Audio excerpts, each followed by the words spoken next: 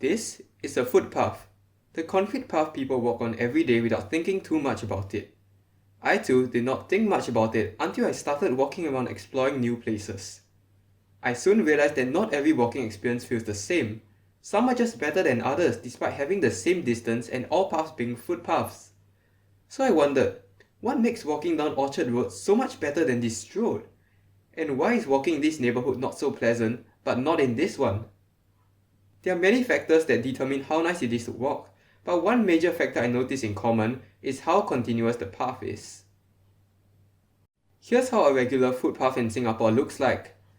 Upon reaching a minor road or the tiniest road crossing, the footpath ends and it dips down to road level with tactile marking on the floor. There is no marking or guide for people walking, making it clear that it is a space for vehicles.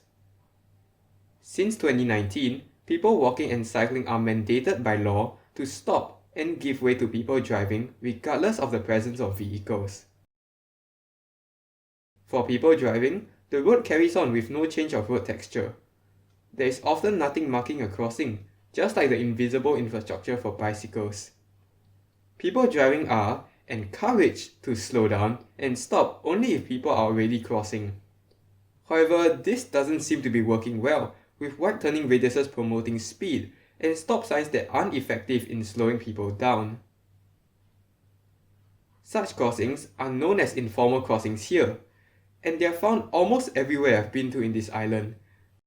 Take a walk around a neighborhood, and in no more than 300 meters, one could find a reminder that cars reign supreme. Heading to the supermarket or bus stop on foot, give way to vehicles. Heading to the MRT by bike, give way to vehicles. Heading to nearby destinations by car, priority given.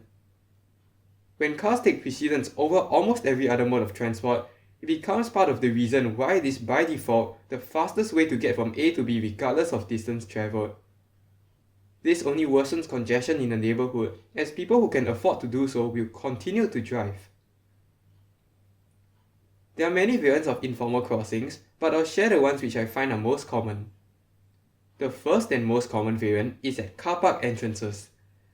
These crossings are small in nature and can be crossed easily. There is no marking for people walking, but at least there is a gantry, so that people driving out of the car park can only exit at low speeds. In some places, walking is just bad because the footpath is blocked off physically, requiring users to make a detour. The second variant is at two-lane minor roads. Wait times for people walking are long given the greater flow of motor traffic, and one cannot trust drivers to play by the rules. With wider turning radiuses come longer crossing distances for people walking, and because people need more time to cross, this increases the likelihood of an injury. The second variant can be obviously made more hostile to people walking by increasing the crossing distance like this one here. The third and by far the worst variant is on the slip road. Unlike the first two variants where the crossing is after a 90-degree turn, crossings on slip roads are in the middle of a wide bend, reducing the incentive for people driving to slow down. People walking and cycling must crane their necks far behind to check for vehicles before proceeding. Because of greater speeds, there is lesser time for people to react, and if a collision happens, it's only going to be nastier than that at a smaller informal crossing. Informal crossings are not just hostile to people outside of a car, but a sign that something is fundamentally wrong. If everyone travelling on the main road gets priority, why are people walking and cycling being left out? For footpath users, frequent breaks are unpleasant because having to start and stop multiple times is inefficient and breaks the flow of walking. This inconvenience only increases with faster modes of active mobility. The same concept of inefficiency applies, but this time even greater, as people decelerate from 25 to 0 and accelerate back up to 25 multiple times on the straight path. If people on the main road get to travel at a constant speed for fuel efficiency, we should also make human-powered modes of travel efficient. Apart from people cycling, more vulnerable users such as wheelchair users have to deal with bumpy level changes. and frequent crossings make walking around for the visually impaired even tougher. So how can we resolve such issues? These issues can be resolved by using continuous footpaths. It's based on the fundamental concept that everyone travelling in the same direction as the main road gets priority. No modes are being discriminated here. So how would a continuous footpath look like? It's actually really simple. The footpath carries on as per usual while the person driving experiences a level change. This level change forces drivers to slow down, and the change of texture makes it clear that the driver is entering a space for people walking and cycling. There is no need to slow down, stop, or give way to people merging from minor roads. This makes it so much nicer to walk or bike around without having to frequently stop and give way to people driving who are only going to be faster anyway. No more backaches from frequent level changes when cycling, and no more awkward breaks when running. Wheelchair users and the visually impaired will also be able to get around so much more easily. If this concept sounds magical, look no further as it is widespread in people-centric European cities. Exploring countries like Denmark and the Netherlands on Google Street View will reveal how well continuous footpaths are done, or sidewalks as they are called there.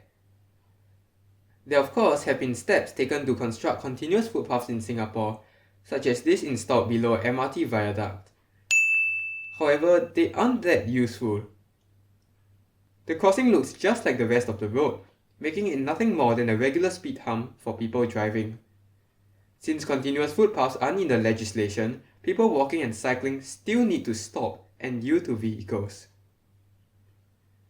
Given that most of these crossings are completely misaligned, it makes things more dangerous since people walking and cycling need to make a 90-degree turn right before they cross.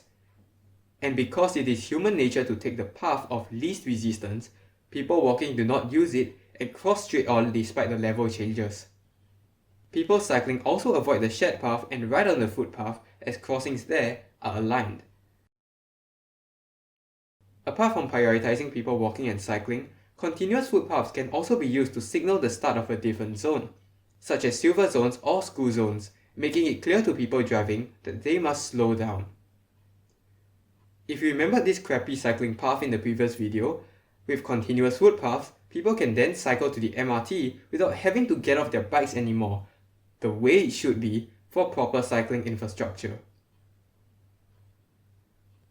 The continuous footpath may be just something really simple in concept, but it has a tremendous effect on improving walking and cycling experiences. When active modes of travel are made more pleasant, people will be inclined to explore their neighbourhood using such modes and interact with the space around them. When the faster way to get around is done so by active modes of transport, this reduces car dependency for short trips and perhaps even the reliance on feeder buses. The end result will be increased flow of walking and cycling, and since roads will then be less congested, more space can be dedicated to active modes of travel, making streets more livable. This is the very first step that Singapore can take to promote walking and cycling, not just kilometers of paths, but a humble concept that truly improves user experience.